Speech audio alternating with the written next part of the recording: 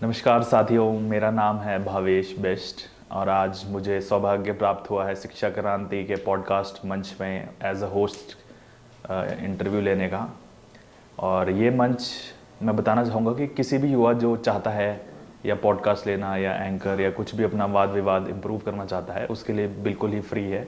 इसमें अनेकों महानुभावों के साथ हमें इंटरेक्शन करने का मौका मिलता है और आप भी इधर एज अ एंकर या होस्ट वीडियो रिकॉर्ड कर सकते हैं अपनी। मैं अपने बारे में थोड़ा बताना चाहूँगा। करीब 2.5 साल से मैं इस शिक्षा क्रांति एनजीओ से जुड़ा हूँ और एक सोशल इम्पैक्ट 6 महीने की इंटर्नशिप भी मैंने यहाँ से करी है, जिसका मुझे बहुत ही लाभ हुआ है। तो आज हमारे साथ हमारे इंटरव्यू हैं मिस्टर सत्यन सनातन जी, जो कि पहले वॉलंटियर है शिक्षा क्रांति एनजीओ के और फाउंडर भी हैं। तो हाल ही में मैंने ऋषिकेश का एक स्पिरिचुअल टूर भी करा, जिसमें अनेकों गंगा के घाट, मंदिर और संतों की सेवा करने का मुझे मौका प्राप्त हुआ। जी, आपका क्या मानना है, युवाओं को ऐसे स्पिरिचुअल टूर्स में जाना चाहिए? और क्या आप कभी ऋषिकेश गए हैं? तो आपका कैसा एक्सपीरियंस रहा है? वैसा जिस प्रकार से आप लोगों ने यात्रा की है, तो यात्रा ही है और वह आध्यात्मिक ही होती है। हाँ, यह अलग बात है भविष्य कि हमें इतना भान नहीं रहता है कि यह आध्यात्मिक है या नहीं है। हम जैसा अक्सर कहते हैं कि उसी यात्रा का महत्व खास होता है। बाहर की जिस यात्रा में हमें लघुता का और भीतर की जिस यात्रा में हमें प्रभुता का एहसास होता है, उसी यात्रा का महत्व खास होता है। जिस प्रकार से आपने बाहर की यात्रा की, उसी प्रकार से भीतर की यात्रा भी होनी चाहिए। भीतर की यात्रा से मेरा अभिप्राय है कि मंथन मनन चिंतन भी ज़रूर चलना चाहिए कि हमने कहाँ कहाँ गए, क्या क्या सीखा। तो यात्रा होश से की जानी चाहिए भविष्य। जब हम बाहर यात्रा करते हैं तो उसका मतलब यह होता है कि हमें पता चलता है कि बाहर इतनी बड़ी दुनिया में हमारा स्थान कितना छोटा है। कई बार देखा होगा हमने, हमें कितना अभिमान होता है। हमें अभिमान होता है, अपने भवन का होता है, अपने रुतबे का होता है, अपने ओहदे का होता है। अभिमान ही अभिमान होता है। और जब हम बाहर यात्रा करते हैं तो सचमुच हमें पता चलता है कि इतनी बड़ी दुनिया में हमारा स्थान कितना छोटा है। इसी को ही लघुता का एहसास कहते हैं। अगर आपने यात्रा तो कर ली और आपको लघुता का एहसास, मतलब आप विनम्र नहीं हो रहे, हम्बल नहीं हो रहे, तो यात्रा का क्या महत्व है? कुछ भी फायदा नहीं है। उसी प्रकार से जब आप हम्बलनेस की ओर जाते हैं, विनम्रता की ओर जाते हैं, जितना आप में अहंकार कम होता जाता है, उतना ही आप अपने वास्तविक स्वरूप से मिलते हैं, अपने आत्म से एकाकार होते हैं। यही यात्रा का महत्व है भविष्य। इसी को ही हम बोलते हैं प्रभुता का एहसास होता है। भीतर की प्रभुता का एहसास होने का मतलब सिर्फ यह नहीं है कि हमें जो भीतर हमारे आत्म परमात्म परम तत्व है, प्रभुता है, उसी का ही एहसास हो।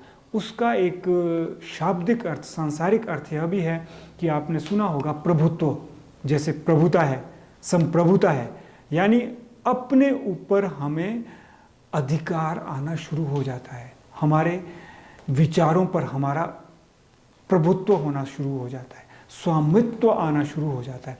जब मनुष्य को स्वयं पर अधिकार आना शुरू हो जाता है, स्वयं पर प्रभुत्व स्थापित होता है, हम स्वयं के मालिक बनने शुरू हो जाते हैं, स्वामी बनने शुरू हो जाते हैं, तो इसी को ही हम भीतर में प्रभुता का एहसास कहते हैं कि भीतर की प्रभुता का एहसास होना चाहिए। अर्थात यात्रा ऐसी होनी चाहिए कि जो भीतर की दुनिया को भी आपको झकझोरे, मतलब भीतर की ओर भी आपको टर्न करे, ना कि भविष्य बस 4 दिन काम किया और उस बोरियत को बाहर फेंकने के लिए अलग अलग जगह पे गए और बस खुश हो लिए और वापस आए, हट फिर के फिर वही कहानी, वही बोर्डम, वही विकार, वही अहंकार, वही मन का मैल, वही मन की अशुद्धि। तो यात्रा ऐसी होनी चाहिए जो आपके अवचेतन के द्वार खुले, और जब अवचेतन के द्वार खुलते भविष्य तो मन शुद्ध होने लगता है। और जब मन शुद्ध होने लगता है, अवचेतन शून्य होने लगता है, चित्त शुद्ध होने लगता है, तो सचमुच हमारे भीतर प्रभुता का एहसास होने लगता है भविष्य। आपने बिल्कुल सही कहा कि इनर क्लेंजिंग, अंदर से सफाई होनी चाहिए। नहीं तो आपके फ्रस्ट्रेशन ऑफिस की है, आप घूमने चले गए हैं, थोड़े दिन मज़े मार लेंगे, फिर से वापस आके आपको मज़ा नहीं आएगा काम करने में। आप इनर ही थक चुके हैं, अंदरूनी थकावट आपकी दूर नहीं होगी भारी इन चीज़ों से। वैसे ही इनर क्लेंजिंग के लिए भी मैंने वहाँ देखा ऋषिकेश में कई तरह के गुरु हैं और क्लासेस भी शुरू हो गई हैं, जिसमें भारतीयों से ज़्यादा मैंने फॉरेनर देखे, जो कि एक चिंता का विषय है कि भारतीय अपनी संस्कृति को ही इस्तेमाल नहीं कर रहे हैं। जो हिडन शक्तियाँ हैं इसकी भारतीय संस्कृति की, वही हम इस्तेमाल नहीं कर पा रहे हैं और विदेशी लोग उनका भरपूर लाभ उठा रहे हैं। ऋषिकेश में गंगा के किनारे ध्यान लगाने से क्या अच्छा ध्यान लगता होगा नॉर्मली जैसे सोलन की किसी नदी के घाट पे ध्यान लगाने से? एनवायरनमेंट का क्या इफेक्ट पड़ता है ध्यान लगाने पे, आपके हिसाब से क्या है? देखिए भावेश, जिस प्रकार से आपने ध्यान की बात की है, योग की बात की है, तो मेरा तो यह मानना है कि जब तक मनुष्य के भीतर योग्यता नहीं है, क्षमता नहीं है, पात्रता नहीं है, तब तक उसका ध्यान नहीं लग सकता है।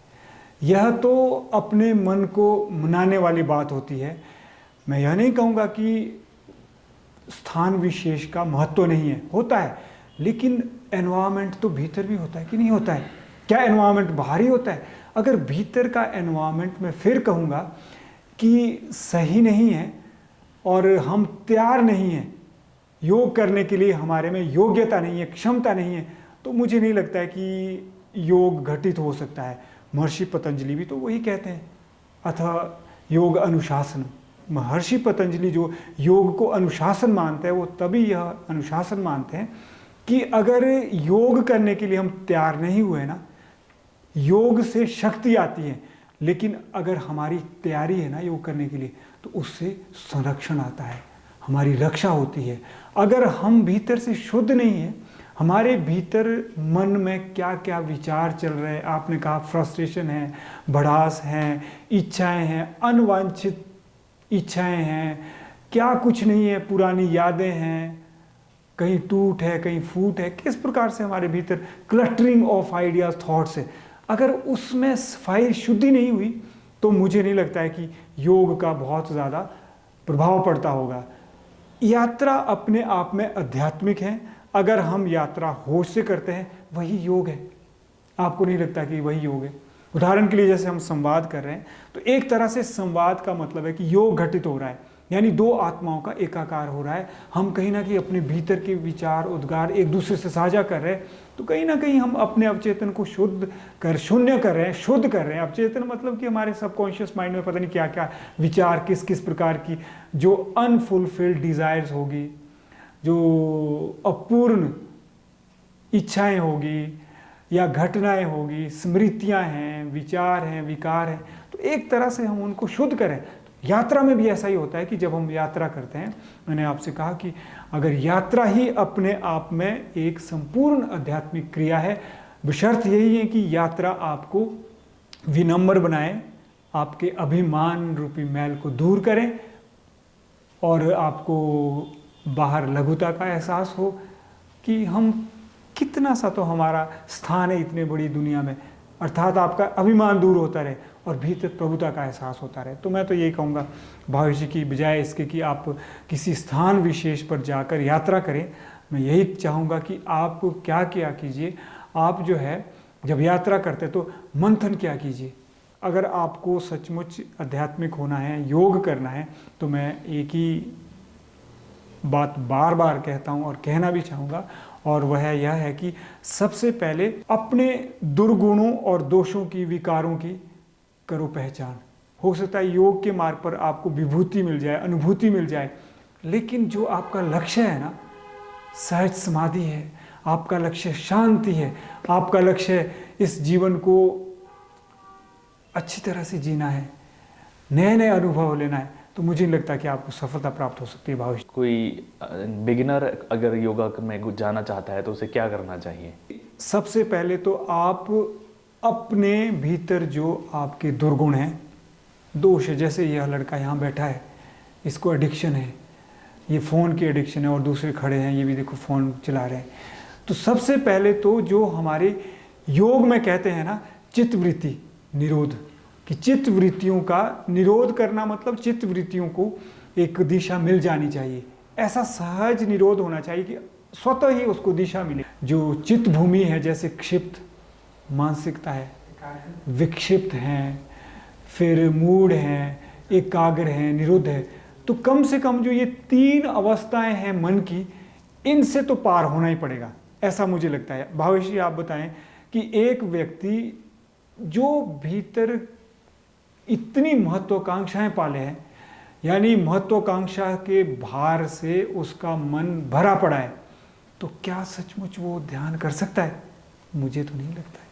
क्या सचमुच वह ध्यान की और योग की ओर जा सकता है? ज़्यादा से ज़्यादा क्या होगा, वह रिलैक्स्ड फील कर सकता है। लेकिन अगर आप इस बात को माने कि नहीं जी उसका ध्यान लग जाएगा, उसे अनुभूति होगी, तो मुझे ऐसा नहीं लगता है। तो सबसे पहले अगर आपको योग करना है तो मैं तो यही कहूँगा भावेश जी कि अपने भीतर योग करने की योग्यता का विकास करो, क्षमता को पैदा करो, पात्रता को पैदा करो। आप देखो, कोई भी आपने एग्ज़ाम पास करना है, आपने कैट एग्ज़ाम निकाला, राइट, आपने ऑल इंडिया लेवल का कैट एग्ज़ाम निकाला, तो आपको पता है कि आपको बड़ा अच्छा कॉलेज मिल गया, इंडियन इंस्टीट्यूट ऑफ मैनेजमेंट में बहुत अच्छा कॉलेज आपको मिल गया। तो क्यों मिला आपको, बताओ? पात्रता थी आप में। अगर आप में एलिजिबिलिटी क्राइटेरिया फुलफिल नहीं करते तो क्या आपको वो स्थान मिलता? नहीं मिलता।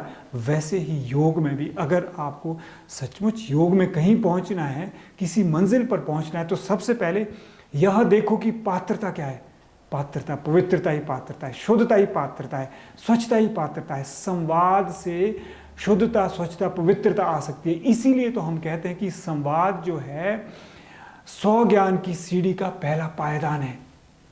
Communication skill should culminate in self realisation. अगर आप सेल्फ रियलाइजेशन को एक लैडर मान के चलें, तो जो उस सेल्फ रियलाइजेशन की लैडर की जो फर्स्ट स्टेप है वो संवाद है। वो क्यों संवाद है?